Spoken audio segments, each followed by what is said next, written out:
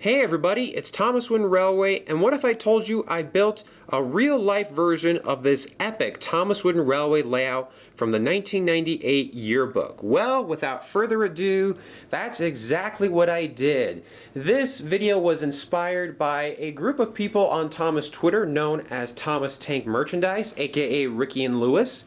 They have had YouTube channels in the past. In fact, I used to watch both of their YouTube channels way back in the day when YouTube was just in its infancy. And they did something like this a couple of years ago. They posted pictures of it to Twitter, and that kind of gave me the idea, well, maybe I should try my hand at building this awesome, epic layout that is most prominently seen in the 1998 Thomas Wooden Railway yearbook. So this is the yearbook itself.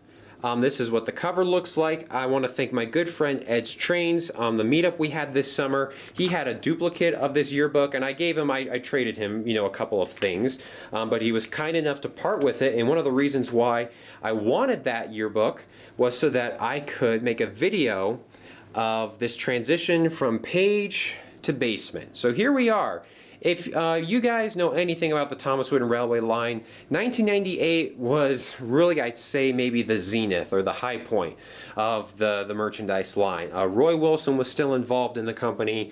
The destinations were getting much bigger and grander. They were, pulling out all the punches for these new characters, these railway exclusive characters that we hadn't seen in the TV series, and it was just a great time. So somewhere along the line, when they were making the 1998 yearbook, I'm guessing somebody in the marketing or advertising department thought, you know what? When it comes to this section, and we're going to talk about like our buildings and destinations and accessories, wouldn't it be really cool if we built this giant Thomas Wooden Railway layout that kind of showcased all of the cool items and trains and destinations and track that the learning curve range Thomas Wooden Railway has to offer. So this is the layout that they came up with. I remember seeing this picture on the internet many, many years ago, and it blew my mind. There was so much going on in this tight, compact layout. I thought it was the coolest thing ever.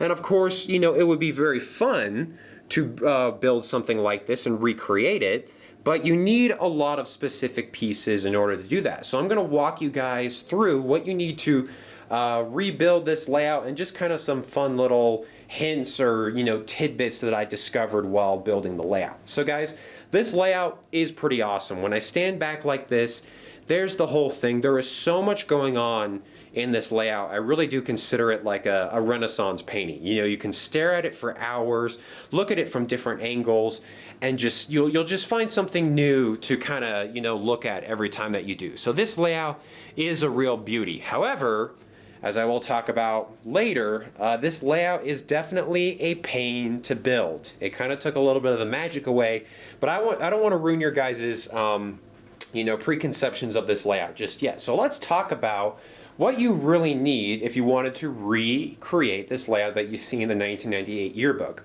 Well, you're going to need your main characters. They were kind enough to throw down Thomas and Percy and James, even Gordon and Edward. You're going to need some, not so famous characters like D199 or Coldy. You're going to need a lot of accessories. You're going to need a ton of trees. And I will admit, first and foremost, this layout is not a 100% accurate recreation. I started off with the roundhouse in this corner, which you will notice is not the correct version of the roundhouse. This version came a little bit later, has a different design, and what's funny is the turntable, you see it right there, the outer edge is all wood and the middle is plastic. Well, then this second version, the outer edge is all plastic and the middle is wood, but it's a roundhouse nonetheless. So I did my best, and I started over there while building this layout, but it became very apparent right away that I was not going to have enough clickety-clack track to complete this layout. I have plenty of clickety-clack track left over. In fact, I have tons of 6-inch and 8-inch straight pieces that weren't used, but when you take a look at this layout, it's all full of sharp corners and curves and just little bursts of straightaways. I mean, there are so many of these this right here, these small curves that you need that, well, I was quickly exhausted in that area. And same thing with switches. You need a ton of switches to make this layout come to life. So when I did my most recent collection video, I did kind of an inventory of the pieces that I had for the first time ever. And I think I only have like 2 or 3 of these small male, female switches in my collection in the clickety-clack form, which is kind of interesting. Unfortunately, you need a lot of those small switches in order to complete this layout. So as we work this way, I did it kind of in a counterclockwise direction. This is kind of how I worked my way around. We started at the roundhouse, we ended back there. This area over here, all clickety-clack. I used up all my good resources right away. And then you start to get over here and you'll see some traction rail, small curves creeping in. You'll also see some traction rail, small switches.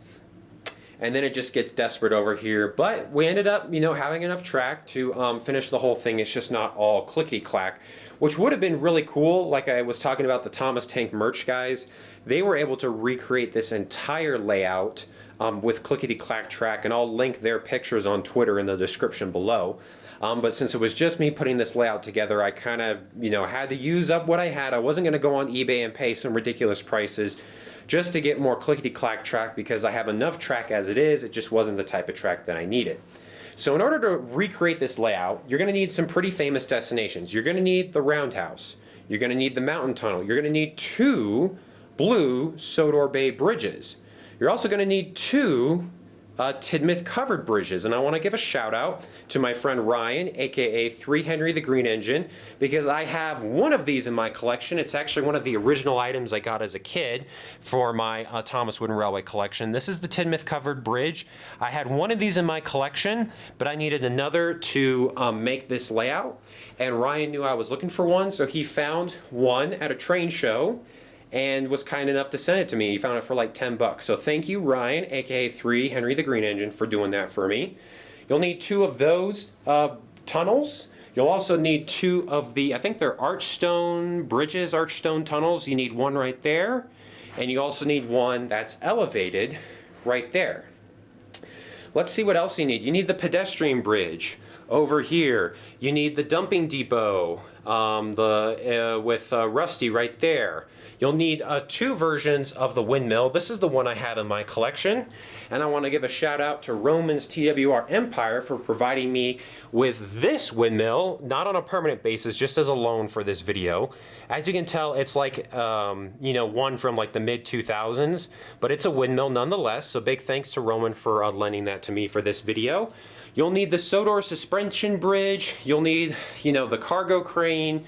You'll need Elsbridge station over there, the barrel loader. There's just a whole lot of pieces that you need. And we're just talking main destinations right here. We're not even talking about kind of the smaller items that really bring this layout together. So once you have, your main engines like Thomas, and even some of the Skarloey Railway engines like, Skarloey, Duke, Duncan, Rusty, that type of thing, you're going to need some really famous destinations, which if you don't have these in your collection already, you'll have to go on eBay, and unfortunately, you'll have to pay a pretty penny for them. One other area I want to talk about are these, I think they're called overhead stacking railway pieces, I want to say. I have one of them in my collection, and it's over there with Duncan. That's mine. And I could have, replaced these with just, regular risers or something like that for this video. But my good friend Turtles and Thomas, he did a review of these a couple of years ago. So he sent me these. So these are courtesy of Turtles and Thomas. This is one of 2 areas, the other one being Duncan over there, where you actually go up to what I call the second level. If this is the first elevated level, then this one is the second level. So you'll need a couple of those. So thanks to Turtles for sending those to me. Amazingly, in this entire layout, you'll only need 1 buffer. All of the tracks connect to each other, except for this siding right here by the barrel loader. That is the only buffer or ramp you'll need in this entire layout. But guys, I'm telling you, you need so many switches. It's absolutely insane. It was a bit of a challenge putting this layout together. I tried looking at this picture from the yearbook as much as I could, but you don't get like a good angle in the back area, so I had to use the Thomas Tank merchandise guys. They had some pictures of other angles which I looked at, which was really helpful for recreating this layout, because some areas, it just goes behind and you're not really sure where the tracks go, and it gets really confusing. So anyway, let's see. Some other things that you'll need. I can't believe this. What makes this layout so cool is that everything's on top of each other, but in order to make that happen, you need risers. And guess what? You're gonna need about 55 to 60 single risers right there. And that's the thing that took me by surprise. When I was talking to the merch guys about doing something like this, that's the one thing they warned me about. They said, you'll need more risers than you think you'll need. And I knew I had a ton of risers, so I wasn't that concerned. But I tell you what, it creeps up on you. You focus on getting the big items like the mountain tunnel and the suspension bridge and the roundhouse. But it's not until you are actually putting this layout together that you realize, oh, I need 55 single stone risers. That's something that takes you by surprise. Another thing that you need is this little accessory right here. No, other way. I think it's called the switch yard track. Yes, so this is really cool. This was something that was sold in the mid to late 90s by Learning Curve. You'll need this because we have these areas of track right here where we have these three-way switches.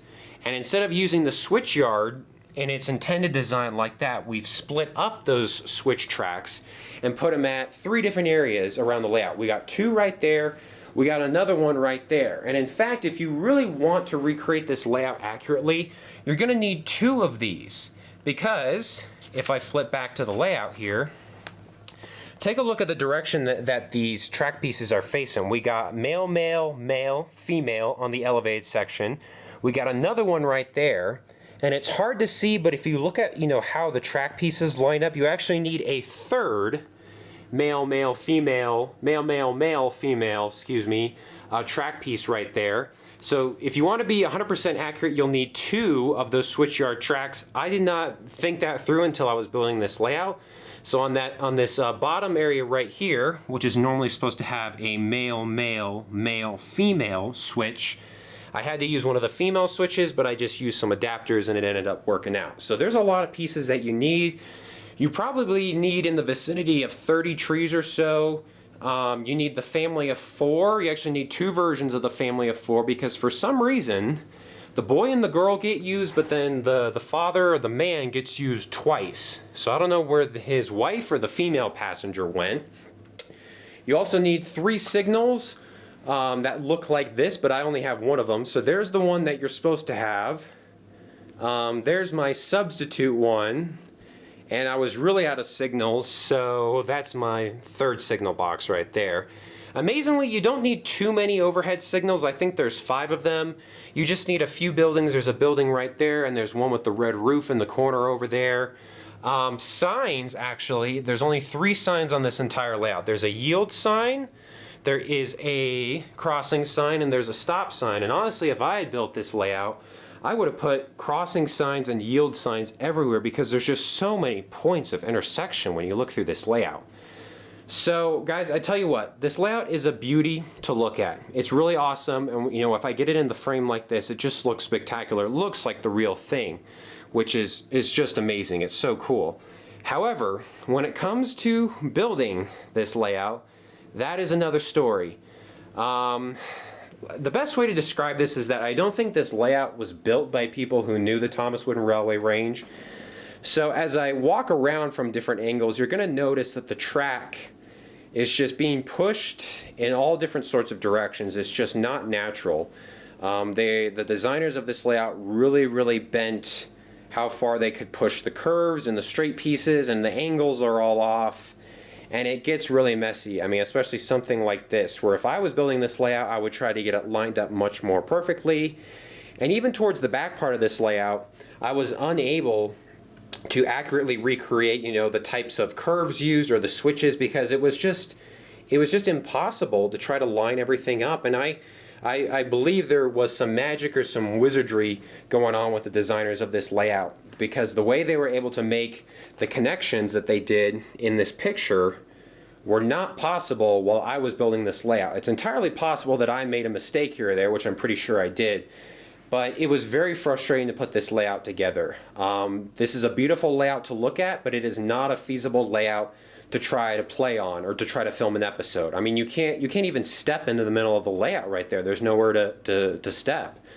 Yeah, and even kids with their tiny hands and everything, I mean, a huge chunk of this layout is spent going over other track pieces or under, and it's just a mess. So I think my final verdict of this layout here, it's beautiful to look at. they were obviously, given a space constraint, and honestly, I think the story went, hey, we need like a centerfold picture of a Thomas Wooden Railway layout for the yearbook. Just cram as many cool destinations as you can in there and have fun. And that's exactly what they did. So it looks beautiful to look at. But other than that, this is just not a very feasible Thomas Wooden Railway layout. For example, you have areas like this where the tracks clear each other, but there is no way an engine is getting through right there. Especially in this area. This area is just a mess in my opinion. Yes, it's cool to look at, but it would be so hard to try to film an episode or anything like that, even kids coming along to play. There's another area, that track coming down from the mountain tunnel. I mean, an engine is not going to be able to fit through there, and that's just a handful of the small little areas that are just kind of messed up. But tell you what, this layout, it's still pretty awesome, but having put it together, it was a very frustrating build. And I do kind of issue a word of caution to anybody out there who wants to build something like this. It'll really test your patience because it's unlike any other layout that you've tried to replicate or anything like that. So overall, there are some nice engines and some nice pieces of rolling stock used. I think if I had it my way, and I would go back and look at the items being released for 1998. We got a couple of them here. So we got Duncan, we got front-facing Toad right here, which is also from Ed's Trains from the meetup this summer, which was only released in 1998. And we have the express coaches, but I think there's definitely room for you to throw down a couple more engines and pieces of rolling stock. I mean, we got plenty of open space, right here, right there. I think you definitely could have thrown down, 5, 6, 7 more engines with rolling stock and just created an even busier island of Soder. I mean, it's definitely a bit of an overload to look at it right now, but there, there's room. One interesting omission, in my opinion, is Terrence. We had Birdie and Harold on this layout. Birdie's right there, and Harold is in the most awkward spot imaginable. But interestingly, they chose not to include Terrence on this layout. I don't really know why. We have most of the main characters, except Donald and Douglas and Duck. Toby is in a really weird spot. He's on the suspension bridge, and since Henrietta was not yet released, he's pulling Scruffy and the Barrel Car, which were released individually by themselves during this era. So guys, I think that's going to wrap up this video of the 1998 Mega Yearbook layout. This layout is awesome. Hopefully I've been able to show you guys just kind of the cool features here and there.